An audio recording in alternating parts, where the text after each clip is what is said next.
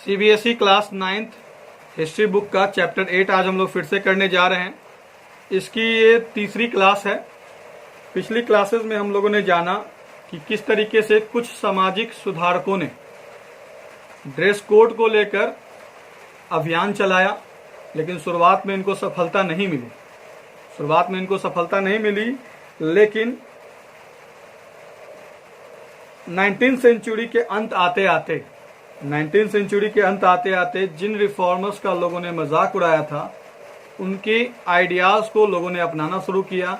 Dress code में बदलाव आया, नए दौर के साथ जो है वो नया पहनावा भी आया, पहनावे को लेकर नए वैल्यूज भी आए, पहनावे को लेकर जो नई सोच है वो भी विकसित हुई। तो हम लोग थर्ड टॉपिक में जो है वो न्यू टाइम्स पढ़ने जा रहे हैं। देखो आगे क्या लिख रखा है। What were these new values? What were these new values? तो ये नए मूल्य क्या थे? नए समय के साथ नए जो मूल्य हैं ये क्या थे? What created the pressure for change? आखिर किस चीज ने बदलाव को लेकर दबाव बनाया? Many changes were made possible in Britain due to the introduction of new material and technologies. आगे आप क्या पढ़ने जा रहे हो इसी 4 लाइन में है। तो many changes were made possible in Britain due to the introduction of new materials and technologies. तो बहुत सारा जो बदलाव आया ब्रिटेन में वो इसलिए संभव हुआ क्योंकि नया नया मटेरियल आ गया था, नई नई टेक्नोलॉजी आ गई थी। तो ब्रिटेन में जो बहुत सारा बदलाव आया ड्रेस कोड में, कपड़े के पहनने के ढंग में, पहनावे के ढंग में, वो किस वजह से आया था? नए मटेरियल्स की वजह से आया था और टेक्नोलॉजी की वजह से आया था। Other changes came about because of 2 world Wars and the new working conditions for women. दूसरे सारे जो कारण थे, बदलाव के जो दूसरे कारण थे वो इसलिए हुआ क्योंकि 2 विश्व युद्ध हुआ।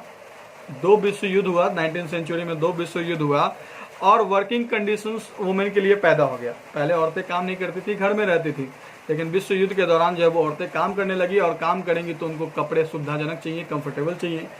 तो इस वजह से जो है वो पहनावे में क्या आया? बदलाव आया।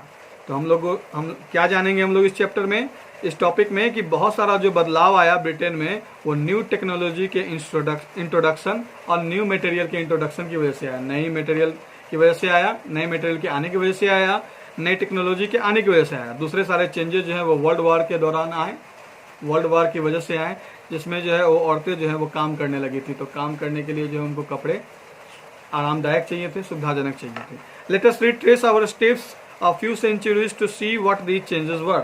तो चलिए हम लोग थोड़ा सा पीछे चलकर जाने कि क्या बदलाव आए, वो क्या बदलाव थे।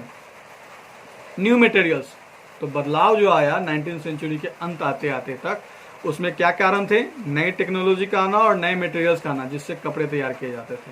और वर्ल्ड वार की वजह से न्यू मटेरियल और टेक्नोलॉजीज के आने की वजह से जो है वो पहनावे में क्या आया था? अंतर आया था। नई जो है वो विचारधारा पनपी थी क्लोथिंग को लेकर के। तो सबसे पहले हम लोग न्यू मटेरियल्स को क्या करेंगे? फोकस करेंगे। Before the 17th century most ordinary women in Britain possessed very few clothes made of flax, linen और wool which were difficult to clean. After 1600 trade with India brought cheap, beautiful and easy to maintain Indian chintz within the reach of many Europeans who could now increase the size of their wardrobes. तो 17th century से पहले बहुत सारी औरतें जो हैं वो Britain में, उनके पास बहुत कम कपड़े हुआ करते थे जो फ्लैक्स, लिनेन और वुल के हुआ करते थे। क्लोथिंग मटेरियल क्या था? फ्लैक्स, लिनेन और वुल। तो 17th सेंचुरी के पहले जो ब्रिटेन में जो ऑर्डिनरी साधारण औरतें होती थी, उनके पास कपड़े किस चीज के बने होते थे? फ्लैक्स, लिनेन और वुड की, जिनको साफ करना बड़ा मुश्किल होता था। इन कपड़ों को साफ करना मुश्किल होता था। आफ्टर 1600 के बाद जो है वो ईस्ट इंडिया कंपनी आ गई थी भारत में। तो इन्होंने क्या किया, जो सुंदर और आसानी से मेंटेन किया जाने वाला जो इंडियन चिंट्स था, कॉटन, सूती कपड़ा, चिंट्स कहते हैं cotton clothes printed with designs. Cotton clothes होती है जिस पर छींटे होती हैं, डिजाइनें होती हैं। तो 17th सेंचुरी के पहले जो है वो ब्रिटेन में जो औरतें होती थी उनके पास किस तरह के कपड़े होते थे? फ्लैक्स, लिनेन और वुल के कपड़े होते थे। इनको साफ करना बड़ा मुश्किल होता था। 1600 में जो है वो आफ्टर 1600 के बाद क्या हुआ कि इंडिया से जो है वो रॉ मटेरियल जो है वो लाया जाने लगा। कपड़े जो है वो क्या होने लगे? आने लगे यूरोपियन कंट्रीज में। अब यूरोपियंस जो है वो इंडिया से आने वाले कपड़ों की वजह से अपनी कपड़ों की तादाद जो है वो बढ़ा सकते थे, अपनी वार्डरोब का साइज जो है, वार्डरोब्स का साइज जो है वो क्या कर सकते थे, बढ़ा सकते थे। मतलब कपड़े आने शुरू हुए इंडिया से, और पहले जो फ्लैक्स, लिनन और वुल ही था इनके पास, इन्हीं तीन मटेरियल से बना कपड़ा होता था। अब उसमें कॉटन भी जुड़ गया, तो पहले कम कपड़े होते थे, अब कॉटन के आने की वजह से थोड़े ज़्यादा कपड़ा होने लगे, तो वार्डरोब्स का साइज इनका बढ़ गया। Then during the Industrial Revolution in the 19th century, Britain began the mass manufacture of cotton textiles which it exported to many parts of world including India. फिर क्या हुआ कि इंडस्ट्रियल रिवॉल्यूशन के दौरान 19th सेंचुरी में Britain ने क्या किया, कॉटन टेक्सटाइल, कॉटन की सूत से बने कपड़ों का निर्माण क्या किया, शुरू किया, और दुनिया के अलग अलग हिस्सों में इन्होंने एक्सपोर्ट करना शुरू किया, भेजना शुरू किया। इंडिया में भी, इंडिया से रॉ मटेरियल ले जाते थे और कपड़ा बना हुआ है इंडिया में बेचते थे। फिर cotton clothes became more accessible to wider section of people in Europe, और इस तरीके से यूरोप में ज़्यादा से ज़्यादा लोगों तक जो है वो कॉटन से बना कपड़ा जो है, कॉटन क्लॉथ जो है वो पहुंचने लगा। By the early 20th century artificial fibres made clothes cheaper still and easier to wash and maintain. Early 20th century के शुरुआत में जो है वो कृत्रिम रेशे आने लगे, मतलब आर्टिफिशियल रॉ मटेरियल आने लगा, जिससे क्या हुआ कि क्लॉथ जो है वो सस्ती हो गई और उसको साफ करना, उसको मेंटेन करना आसान हो गया। In the late 1870s heavy restrictive underclothes which had created such a storm in the pages of women's magazine were gradually discarded. Clothes got lighter, shorter and simpler. 1870 के आखिरी दशकों में जो भारी भरकम जो रेस्ट्रिक्टिव अंडर क्लोथ होता था, रेस्ट्रिक्टिव का मतलब जो बॉडी को सही ढंग से विकसित नहीं होने देता था, स्टेज, कोर्सेट वगैरह, और अंडर क्लोथ का मतलब हो गया अंतर्वस्त्र, जो शरीर के अंदर पहना जाता है, उसके ऊपर से कपड़े पहने जाते हैं। तो यहाँ पे अंडर क्लोथ का मतलब है कोर्सेट, स्टेज, है ना, जो एक सेमी सर्कल जो गर्दन में लगाई जाती थी, उससे अटैच होता था, एक रॉड अटैच होता था जो कोर्सेट से जुड़ा होता था, लेस बांधी जाती थी, वो सब। तो 1870s के आखिरी दशकों में हैवी और रेस्ट्रिक्टिव अंडर क्लोथ जो थे, जिसकी वजह से वुमेन से संबंधित जो मैगजीनें छपती थी, वुमेन की समस्याओं से संबंधित जो मैगजीनें छपती थी, जिसमें एक आंधी सा चल पड़ा था कि इनका बहिष्कार करो, इनको खत्म करो। डॉक्टर्स रिपोर्ट करने लगे थे, आपने पिछले क्लास में जाना कि डॉक्टर्स रिपोर्ट करने लगे थे कि किस तरीके से औरतें जो मूर्छित हो जाती है, कमजोर हो जाती है, शारीरिक विकृतियाँ आती हैं। तो इन बातों को जो है वो मैगजीन वगैरह भी छापने लगी थी और डॉक्टर भी बताने लगे थे। तो 1870s के आखिरी दशकों में जो भारी भरकम और जो रेस्ट्रिक्टिव अंडर क्लोथ था, जिसकी वजह से वुमेन मैगजीन की पेजेस भरी हुई थी, उनका त्याग किया जाने लगा। क्लोथ जो है, कपड़े जो है वो हल्के हो गए, छोटे हो गए, सिंपलर हो गए। Yet until 1914 clothes were ankle length and they had been since the 13th century. लेकिन 1914 तक जो है वो कपड़े जो होते थे वो एंकल लेंथ होते थे, टखने तक, एड़ी के ऊपर का हिस्सा टखने तक होते थे, जो कि 13th सेंचुरी से चला आ रहा था। याद करो पिछले क्लासेस में हम लोगों ने कैलकुलेट किया था कि किस तरीके से 1294 से 1789 तक 495 साल से ट्रेडिशनल क्लोथ चला आ रहा था, सम्पचुरीज लॉस बनी हुई थी। तो 1914 तक जो है वो एंकल लेंथ क्लोथ जो है वो प्रचलन में थी, ये 13th सेंचुरी से ही थी। By 1915 however the hemline of a skirt rose dramatically to mid calf।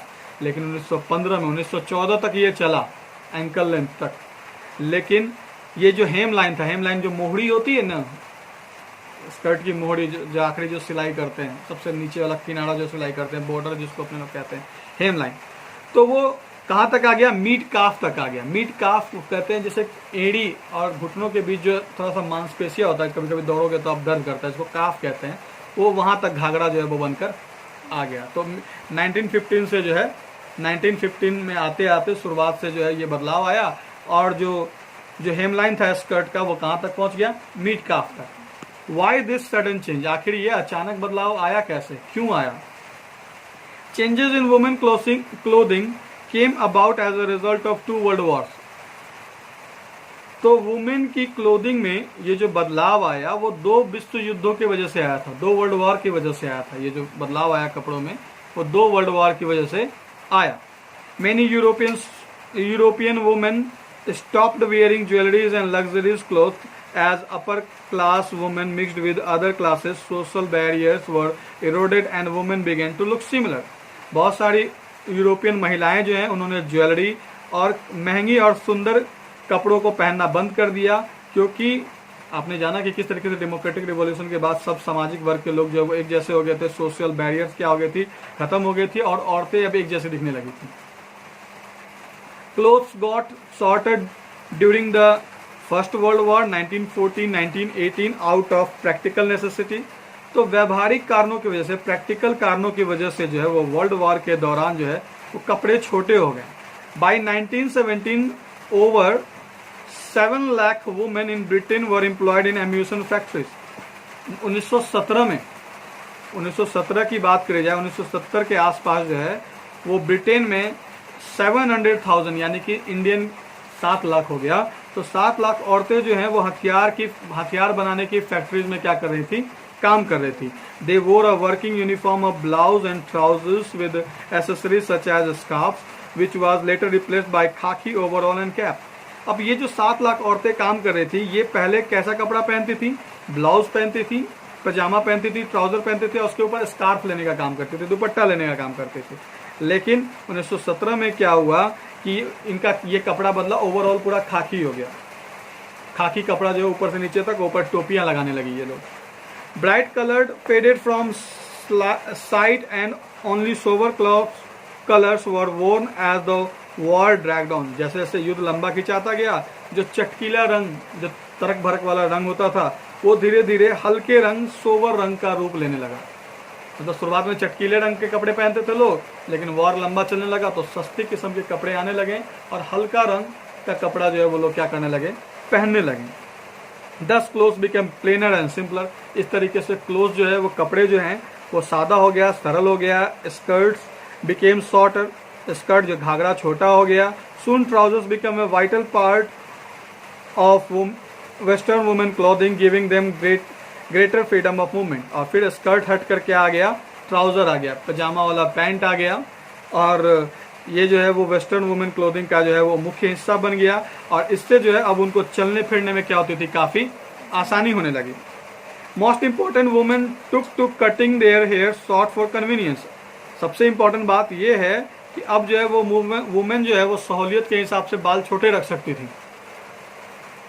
By the 20th century, a plain and austere style came to reflect seriousness and professionalism. 20th century आते आते जो सादा, एकदम बहुत ज़्यादा सरल दिखने वाले जो कपड़े का जो स्टाइल है वो जो है वो गंभीरता और पेशेवर लोगों की पहचान बन गई.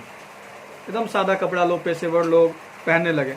New schools for children emphasise the importance of plain dressing. नए नए स्कूल जो खुल रहे थे उन्होंने बच्चों को सादी पोशाक पहनने के महत्व के बारे में बताना शुरू किया. And discouraged ornaments. और तरक भरक कपड़ों का उन्होंने क्या किया, बहिष्कार करना शुरू किया. उसके बारे में उसको बोला कि ये इन कपड़ों को पहनने की जरूरत नहीं है, या फिर इसकी बजाय आप सादा कपड़ा पहनें. Gymnastics and games entered the school curriculum for women.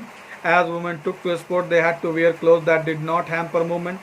Gymnastic और गेम्स जो है वो स्कूल करिकुलम में लड़कियों के पाठ्यक्रम में शामिल हो गया था. औरतें जो है वो खेल में हिस्सा लेने लगी थी, तो उनको ऐसे कपड़े चाहिए थे जिससे चलने फिरने में जो है वो बाधा ना आए. When they went out to work, they needed clothes that were comfortable and convenient. जब वो बाहर जाती काम करने के लिए तो वो ऐसे कपड़ा पहनना चाहती थी जो आरामदायक हो, सुविधाजनक हो. तो इस तरीके से अभी तक हम लोगों ने क्या पढ़ा. So we see that the history of clothing is linked to the larger history of society. तो समाज का जो एक बहुत बड़ा हिस्सा है, समाज का एक बहुत बड़ा हिस्सा है, उससे जो जुड़ा इतिहास है, उसकी वजह से क्लोथिंग की जो है वो हिस्ट्री जो है वो जुड़ जाती है. क्लोथिंग का जो हिस्ट्री है वो एक लार्जर हिस्ट्री ऑफ सोसाइटी से जुड़ा हुआ है. समाज के बहुत बड़े तबके के इतिहास से कपड़ों का इतिहास जो है वो जुड़ा हुआ है. We saw how clothing was defined by dominant culture attitudes and ideas of beauty and how these notions change over time. हम लोगों ने देखा कि किस तरीके से समाज के जो प्रभावित सांस्कृतिक जो लोग थे वो किस तरीके से खूबसूरती की परिभाषा दी उन्होंने, और किस तरीके से ड्रेस कोड तय किया था उन्होंने सैंक्चुअरी लॉज बनाकर, और किस तरीके से समय के दौरान जो है वो कपड़े पहनने की जो संस्कृति है उसमें बदलाव आया. We saw how reformers and conservative struggle to save this ideals. हम लोगों ने देखा कि किस तरीके से रिफॉर्मर्स ने क्या करी, सुधार लाने की बात करी, और किस तरीके से कंजर्वेटिव लोगों ने इसका विरोध भी किया, लेकिन आखिरकार 19वीं सेंचुरी के अंत आते आते तक उन्होंने जो रिफॉर्मर्स जिनका कभी कंजर्वेटिव्स ने मजाक उड़ाया था, उनके आइडियाज़ को उन्होंने अपनाना शुरू किया। वजह था नया मटेरियल का आना, वर्ल्ड वार और नई टेक्नोलॉजीज़ का आना। And how changes with in technology and economy, आपने जाना कि किस तरीके से टेक्नोलॉजी और इकोनॉमी में चेंज की वजह से पोशाक में, पहनावे में अंतर आया। And the pressure of new times made people feel the need for change, और जो नए समय का जो प्रेशर था, नए समय के दबाव की वजह से लोगों ने इस बदलाव को क्या करा, ज़रूरत माना। ठीक है, तो ज़रूरत जो माना इन्होंने वो क्या था, समय की पुकार थी, समय का दबाव था। औरतें जो काम कर रही थी वो घाघरे में तो काम कर नहीं सकती थी, तो पहले ब्लाउज और ट्राउजर्स पहनती थी वो, लेकिन बाद में खाकी कपड़ा आ गया, टोपी आ गया, इसलिए ताकि 7 लाख औरतें जो फैक्ट्रीज में काम कर रही हो वो आराम से चल फिर सके, सामान मैन्युफैक्चरिंग करे तो उनको कोई परेशानी ना हो, एम्यूनेशन वगैरह हथियार वगैरह बनाए तो उनमें परेशानी ना हो। तो इस तरीके से औरतों की जो कपड़ों में जो बदलाव आया उसको हम लोगों ने जाना। तो यहाँ पर जो है ये आपका टॉपिक जो है वो ख़त्म होता है। आप इसको रिवाइज करो, कोई दिक्कत है तो बताओ।